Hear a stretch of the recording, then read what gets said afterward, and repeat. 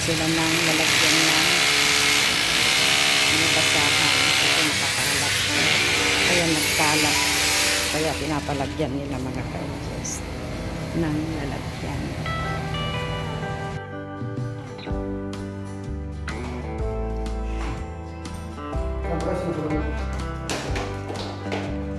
Lalagyan ko nila ng grills.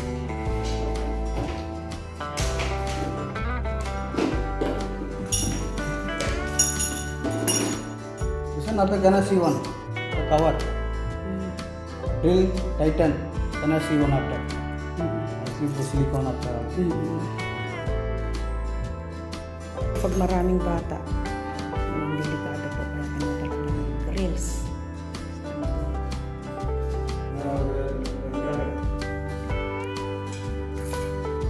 Gumagawa ay nilalagay po nila yung mga ganyan o mga lalagyan ng electric fan, aircon, lahat po ng kwarto meron po, nilagyan po nila ng ganyan.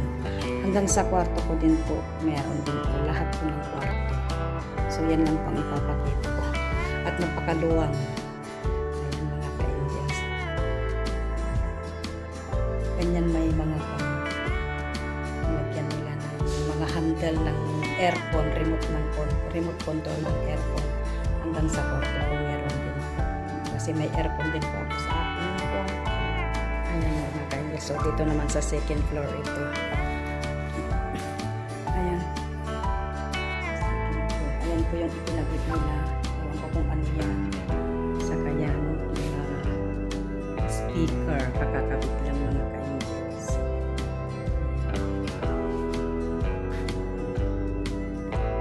Meron sa labas naglalagay din ng mga handle ng map. Ayun o kung ano yung mga gamit nila kung nagkalat pa. Na mga ka-angels. So, kaya lang ang papangit ng mga map kasi papalitan po yan. Inilagay ni Uncle yung naglagay. So, ayan mga ka-angels. Hindi. Bibili po sila ng bago. Pero yan ay hold ng mga map. Para hindi nagkalat na katulad ng mga ka-angels. Nagkakabit sila ng accessories mga ka-angels. Sampayan daw. Pag gusto mong ibilad yung mga sinampay mo, pwede doon. Dito. Pag umuulan dito, pinakahal na ganyan. Pag umuulan. Tignan natin mamaya kung anong outcome mga ka-angels ng sampayan na yan.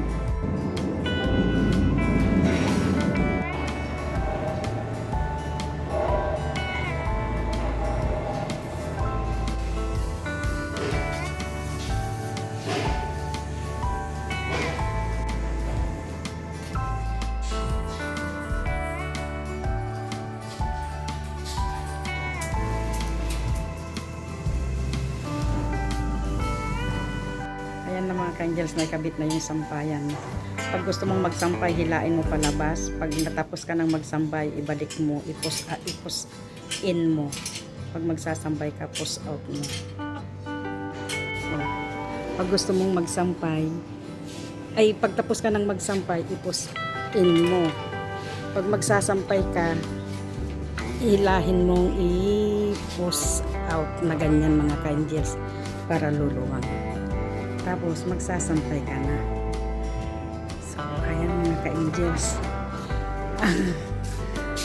Sampayan ko pag gusto kong magsampay sa araw. Ayan mga ka-angels. Sampayan. Tapos na ang aking sampayan. May remote na sampayan at ano ba tawag dyan? Hindi remote na sampayan. Ang Uncle post out. Oh, you see? Then post. Oh. So nice. Ayan, nakita nyo na yung sampayan ko. Idinemo pa ni Uncle. Ayan.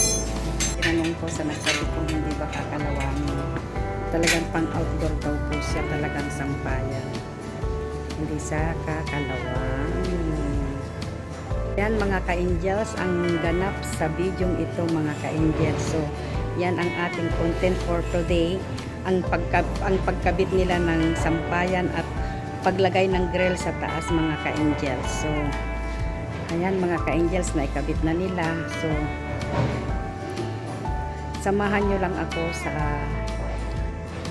bidyong ito mga ka-angels at panoorin nyo hanggang dulo para mapanood nyo ang ganap sa bidyong ito mga ka-angels. So tara mga ka-angels, pero naikabit na po yung sampayan. Yun na lang ginagawa nila sa ang grill sa taas mga ka-angels. Ayan mga ka-angels, samahan nyo ako mga ka-angels. Ayan mga ka-angels, kinakabit nila. Ay, sorry, ina-assemble naman yung tiny cabinet na ilalagay sa aking CR na lalagyan ko ng mga gamit. Mga ganun ba mga ka-angels?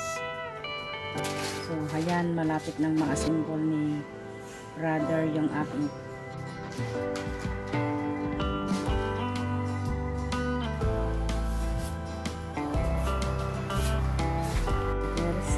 na-assemble na yung tiny cabinet na ilalagay sa aking toilet.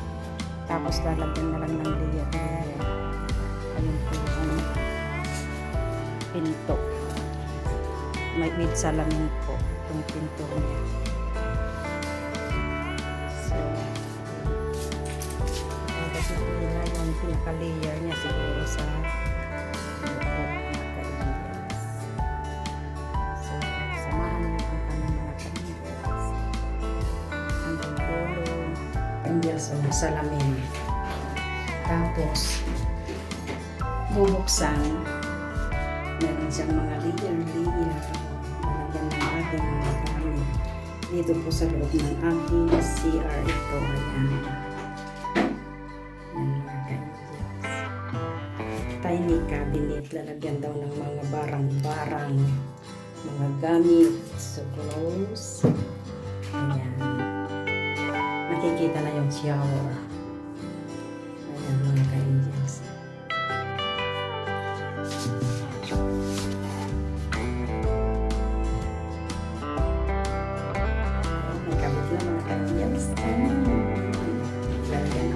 Barang-barang. Ayan.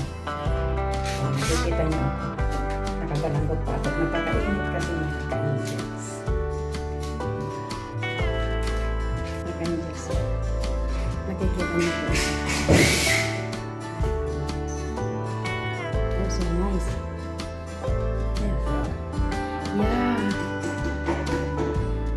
Ayan po ang ganap sa vlog na ito mga ka-angels. Samahan niyo lang ako mga ka-angels, or samahan natin sila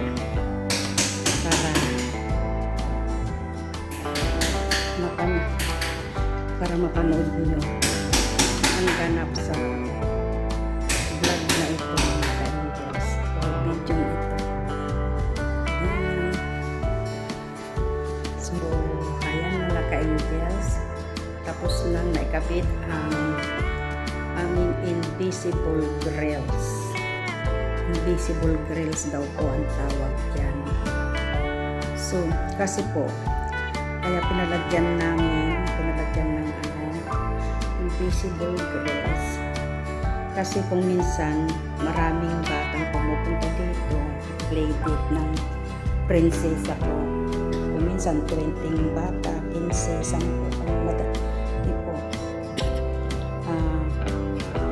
ito po yung sofa kasi mga nagja-jump sila, siyempre mga bata. Hindi ko din naman po sila mabantayan. Pinapabayaan lang namin sila dito sa taas. Nagja-jump po sila dyan. Tapos, baka tatanaw po sila dito. Is very dangerous po. Hagdan na po kasi yan. Nahuhulog sila. Ayan po, oh. Baka sumerpo sila.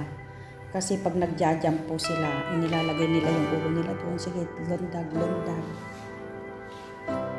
Very dangerous nga po naman talaga kung mahuhulog na sila dyan. So, pag may ganito po, safety po yung invisible grills. Invisible grills daw po ang tawag dyan. po ang ganap sa aking vlog mga ka-angels or aking video sa kayong pagkabit ng sampayan sa outdoor namin mga ka-angels. So, ayan mga ka-angels, maraming salamat sa pagsama nyo sa pagkakabit nila ng invisible grills mga ka-angels.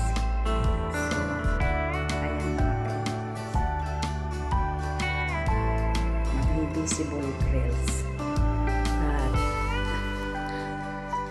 yung mga bago dyan at yung mga dati na pong sumusuporta sa aking